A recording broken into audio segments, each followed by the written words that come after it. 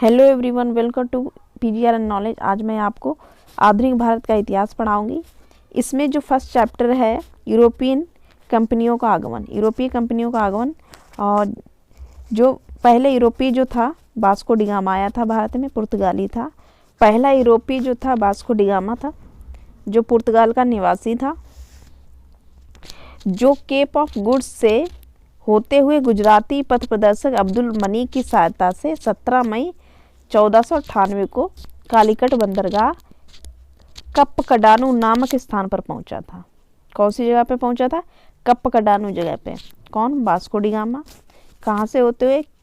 Cap of good hope से, यहाँ से, ये यहाँ से होते हुए, और गुजरात में यहाँ पे गुजरात के जो गाइड जो था अब्दुल मनीक, उसकी सहायता से कालीकट बंदरगाह के कप्पकडानू नामक जगह पे पहुंचा था वास्को डी गामा।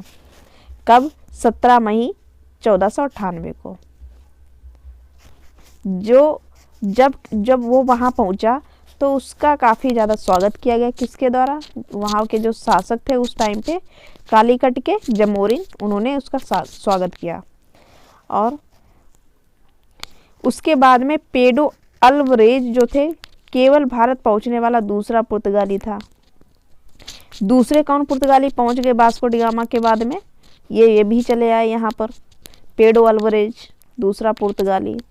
फिर वास्को डी गामा जो आए थे व्यापार करने के लिए, तो आए थे, भारत से लौट गए। लौट जाने के बाद में फिर 1502 में फिर आ गए यहाँ पर, पुनः भारत आ गए 1502 में। ठीक है। और ऐसे ही धीरे धीरे आते गए जितने भी यूरोपियन कंपनियों के जो लोग थे, यूरोपीय कंपनियां आती रहीं। जैसे कि पुर्तगाली वास्को डी गामा आया, पहले पुर्तगाली जो था, फिर डच, फिर ब्रिटिश, फिर डेनिश, फ्रांसीसी, फिर स्वीड्स। ये ऑर्डर है: पुर्तगाली, डच, ब्रिटिश, डेनिश, फ्रांसीसी, स्वीड्स। फिर अब देखते हैं Francisco de Almora. Francisco de Almora जो 1505 से 1509 तक रहे यहाँ पर। ये भारत में प्रथम पुर्तगाली गवर्नर बनकर आया। जब उन्हें पता चला वास्को डी गामा काफ़ी ज़्यादा व्यापार करके वहाँ से, इंडिया से आया है, और तब वहाँ की जो पुर्तगाल के जो सरकार थी, तो उन्होंने फ्रांसिस्को डी अल्मोड़ा को गवर्नर बनाकर भेजा इंडिया। फिर इन्होंने गवर्नर यहाँ बन के आए, तो इन्होंने क्या किया यहाँ पे? 1509 में मिस्र, तुर्की, गुजरात की संयुक्त सेना को पराजित कर दिया और द्वीप पर अधिकार कर लिया। तुरंत ये देखो, यहाँ पर गवर्नर बने, यहाँ पे इन्होंने कब्जा करना शुरू कर दिया द्वीप पर। अब फिर इन्होंने क्या किया? ब्लू वाटर पॉलिसी भी शुरू की। ब्लू वाटर पॉलिसी जो इनके फ़ायदेमंद के लिए थी, उनके फ़ायदे के लिए थी, ये खुद के व्यापार को बढ़ाने के लिए। क्या था इसमें? इन्होंने हिंद महासागर के जो व्यापार पर पुर्तगीज नियंत्रण स्थापित करने के लिए किसने शुरू की थी? अल्मोड़ा ने। अल्मोड़ा ने शुरू की थी कौन सी पॉलिसी? Blue water policy. ये जो इंडिया है, यहाँ पे जो हिंद महासागर है ना, यहाँ पर ब्लू वाटर पॉलिसी शुरू की। इनका नियंत्रण अपना खुद का करने के लिए जो भी शिप्स आते जाते थे, इनकी परमिशन लेनी होती थी। ब्लू वाटर पॉलिसी इनका क्या था कि इनका पूरा नियंत्रण होता था यहाँ पर, इस वाले एरिया में, हिंद महासागर। पुर्तगाली की जो कैपिटल है वो क्या है? लिस्बन। इसके बाद में फिर कौन आए? Alfonso de Albuquerque. Alfonso de Albuquerque जो है 1509 से 1515 तक रहे हैं। भारत में पुर्तगाली शक्ति को वास्तविक नींव डालने वाला कौन था गवर्नर? Alphonso de Albuquerque. जो पुर्तगाली शक्ति को यहाँ पर मजबूत किया, किसने किया? Alfonso de Albuquerque. इन्होंने देखो क्या किया काम। यहाँ पे जो सर्वप्रथम 1503 में जो पहले आए थे, उसी समय 1503 में उन्होंने क्या किया? कोचीन में पुर्तगालियों के प्रथम दुर्ग का निर्माण किया है। इसने क्या किया? यहाँ पे पुर्तगालियों के लिए पहला किला बना दिया। यहाँ पे वो आकर जो समुद्री जो एरिया था, ये जो हिंद महासागर था, वहाँ पर ये ब्लू वाटर पॉलिसी चला के अपना नियंत्रण कर रहे थे। अब ये जो आया अल्फांसो डी अल्बुकर्क, इन्होंने क्या किया? दुर्ग, किले बनाने शुरू कर दिए। किला पहला बनाया इन्होंने कोचीन में, 1509 में अल्बुकर्क भारत में पुर्तगालियों का गवर्नर नियुक्त हुआ। फिर उसे 1509 में इन्हें पुर्तगाली गवर्नर भी बना दिया गया। 1510 में देखते क्या हुआ। 1510 में पुर्तगालियों ने गोवा के बंदरगाह पर अधिकार कर लिया, दुर्ग किला बनाया। फिर क्या हुआ, इनको यहाँ पर गवर्नर बना दिया गया और क्या किया इसने, गोवा के जो बंदरगाह था उस पर अधिकार कर लिया अपना, जो उस समय बीजापुर के यूसुफ आदिल शाह सुल्तान के अधीन था। यूसुफ आदिल शाह के सुल्तान के अधीन था। फिर 1511 में अल्बुकर्क ने मलक्का और 1515 में फारस की खाड़ी में अवस्थित होर्मुज बंदरगाह पर अधिकार कर लिया। मलक्का और होर्मुज बंदरगाह पे अल्बुकर्क ने कब्जा कर लिया, अधिकार कर लिया। फिर क्या किया, अल्बुकर्क जो थे सती प्रथा को बंद कर दिया इन्होंने, जो कि पुरोगामी था राजा राम मोहन राय का। पुर्तगीजों को भारतीय स्त्रियों से विवाह करने के लिए अल्बुकर्क ने प्रोत्साहित किया था। इन्होंने ही बोला था भारतीय स्त्रियों से विवाह करने को प्रोत्साहित किया था। अल्बुकर्क ने पुर्तगीज सेना में भारतीयों को भर्ती करना भी प्रारंभ कर दिया था। इन्होंने भारतीयों को भी भर्ती कर लेते थे अपनी सेना में अल्बुकर्क। और एक ये जो है निन्हो डी कूना 1529 से 1538 तक थे। 1529 से 1538 तक। अल्बुकर्क के बाद दूसरा महत्वपूर्ण पुर्तगाली गवर्नर निन्हो दी कूना थे, जिसने क्या किया था, 1529 में भारत में कार्यभार ग्रहण किया था। कूना ने 1530 में शासन का प्रमुख केंद्र कोचीन के स्थान पर गोवा को बनाया। इन्होंने गोवा को केंद्र बनाया शासन करने का पहला। फिर कूना ने दमन, सालसेट, चौल, बम्बई, सेंट थॉमस, मद्रास और हुगली में अपने केंद्र स्थापित किए। ठीक है, गोवा को उन्होंने क्या किया, कूना ने शासन का प्रमुख केंद्र कोचीन के स्थान पर गोवा को बनाया और साथ में फिर दमन, सालसेट, चौल और बम्बई, सेंट थॉमस, मद्रास और हुगली में अपने केंद्र स्थापित किए इन्होंने। 1661 में तत्कालीन ब्रिटिश सम्राट अंग्रेज चार्ल्स द्वितीय ने पुर्तगाल की जो राजकुमारी थी कैथरीन से विवाह कर लिया और पुर्तगालियों ने चार्ल्स द्वितीय को मुंबई दहेज में दे दिया। जो ब्रिटिश जो सम्राट थे चार्ल्स द्वितीय, इन्होंने क्या किया, पुर्तगाली जो राजकुमारी थी कैथरीन से शादी की तो पुर्तगालियों ने उनको दहेज में मुंबई ही दे दिया। तो यूरोपियों का यहाँ पर काफ़ी ज़्यादा अधिकार हो रहा था और यहाँ पर वो कब्जा कर रहे थे, स्थानों पर केंद्र बना रहे थे। अब द्वीप के द्वीप भी वो दहेज में देने लगे। देखो क्या हुआ फिर, बंगाल के शासक जो मसूद शाह द्वारा पुर्तगालियों को चलगांव और सतगांव में व्यापारिक कंपनियां खोलने की अनुमति दे दी। अब ये मसूद शाह ने और थोड़ा सा इन्होंने और उनको अधिकार देने शुरू कर दिए।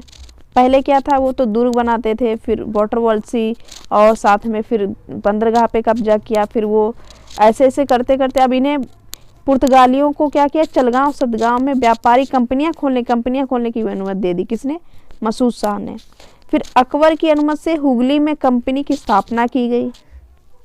हुगली में भी कंपनी की स्थापना कर ली इन्होंने। फिर क्या हुआ, शाहजहां ने पुर्तगालियों को अधिकार से हुगली को छीन लिया था। एक पॉलिसी थी कार्टेज आर्मेडा काफिला व्यवस्था जो थी, यह समुद्री व्यापार पर नियंत्रण व्यवस्था थी। इसके अंतर्गत कोई भी भारतीय या अरबी जहाज बिना परमिट लिए अरब सागर से नहीं जा सकता था। जो कार्टेज आर्मेडा काफिला व्यवस्था थी, इसके अंदर में मतलब क्या था कि जो कोई भी भारतीय जहाज या अरबी जहाज जो बिना परमिट लिए वो वहाँ से नहीं निकल सकता था और जहाज़ों में काली मिर्च और गोला बारूद ले जाना मना था। ये था इनका। फिर देखते हैं पुर्तगालियों का पतन भी हुआ जब यहाँ पर इन्होंने कब्जा भी किया और काफ़ी ज़्यादा इन्होंने, तो इससे क्या हुआ, फिर धीरे धीरे पतन का भी कारण हुआ इनके यहाँ। क्या पतन का कारण था इनका, यहाँ पर पुर्तगालियों का भ्रष्ट शासन, दोषपूर्ण व्यापार प्रणाली, धार्मिक और वैवाहिक नीति, योग्य शासकों का अभाव, स्पेन द्वारा पुर्तगाल का विलय, डचों का प्रवेश एवं सैन्य चुनौती आदि पुर्तगालियों के पतन का कारण बने। पुर्तगालियों की भारत की देन क्या थी? पुर्तगालियों ने भारत को देन क्या था? मध्य अमेरिका से पुर्तगाली क्या लेके आए?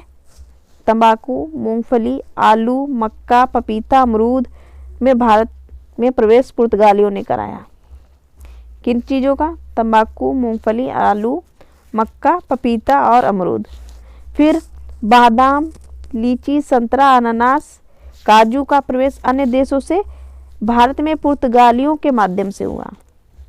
बादाम, लीची, संतरा, अनानास और काजू। इन्होंने ही जहाज निर्माण और प्रिंटिंग प्रेस 1556 की स्थापना प्राप्त। प्रिंटिंग प्रेस जो था 1556 में बना था, की स्थापना क्या मतलब पुर्तगालियों ने प्रारंभ की। यहाँ पर जहाज निर्माण और प्रिंटिंग प्रेस का जो काम था कौन लेके आया? यहाँ पे पुर्तगाली ने प्रारंभ किया। पुर्तगालियों द्वारा भारत में गौधिक स्थापत्य कला का आगमन हुआ। पुर्तगालियों द्वारा भारत में गौधिक स्थापत्य कला का आगमन हुआ। इसके बाद में डच आए। डच पुर्तगीजों के बाद भारत आए थे। डच जो थे कहाँ के थे? नीदरलैंड और हॉलैंड के निवासी थे। डचों की कंपनी जो थी united state India of Netherland. डचों ने भारत में अपनी प्रथम फैक्ट्री जो थी 1605 में मछलीपट्टनम में स्थापित की थी। और डचों का भारत में प्रथम दल जो था कार्नेलियस डेहस्टमान के नेतृत्व में भारत आया। किसके नेतृत्व में? कार्नेलियस डेहस्टमान के नेतृत्व में भारत आया डचों का प्रथम दल। डचों ने 1609 में गुजरात, कोरोमंडल तट, बंगाल, बिहार और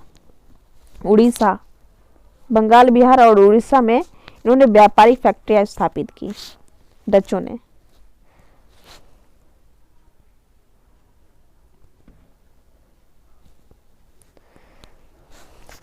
चिंसुरा जो कि बंगाल में है में डचों ने क्या किया? गुस्ताहुस नामक किले का निर्माण किया। गुस्ताहुस नामक किले का निर्माण किया किसने? डचों ने। कहाँ पर? बंगाल में, चिंसुरा में। इसके बाद डचों ने कासिम बाजार और पटना में फैक्ट्री स्थापित की। पटना और कासिम बाजार में फैक्ट्री स्थापित की। कोचीन और कालानौर डचों के प्रमुख व्यापारिक केंद्र थे। 1690 में के बाद में पुलिकट के बदले नागपट्टनम 1690 के बाद पुलिकट के बदले नागपट्टनम डचों का मुख्य केंद्र बन गया। डच मुख्यतः मसालों, नील, कच्चे रेशम, वस्त्र, अफीम व सोरा का व्यापार करते थे। किसका व्यापार करते थे? मसालों, नील, कच्चे रेशम, वस्त्र, अफीम, सोरा का व्यापार करते थे। डचों की जो व्यापारिक व्यवस्था सहकारिता पर आधारित थी। किस पे? जो थी व्यापारिक व्यवस्था सहकारिता पर। 1759 में अंग्रेजों एवं डचों के मध्य बेदरा का युद्ध हुआ। अंग्रेजों और डचों का युद्ध हुआ बेदरा का। उसमें क्या हुआ था? डच पराजित हो गए थे और भारत से अंतिम रूप से पतन हो गया इनका। बेदरा के युद्ध में अंग्रेजी सेना का नेतृत्व लॉर्ड क्लाइव ने किया था। किसने किया था? लॉर्ड क्लाइव ने। तो आपको मैंने पुर्तगीज, डच के बारे में बताया जो यूरोपियन कंपनियां थी। नेक्स्ट वीडियो में आपको ब्रिटिशर्स के बारे में बताऊंगी।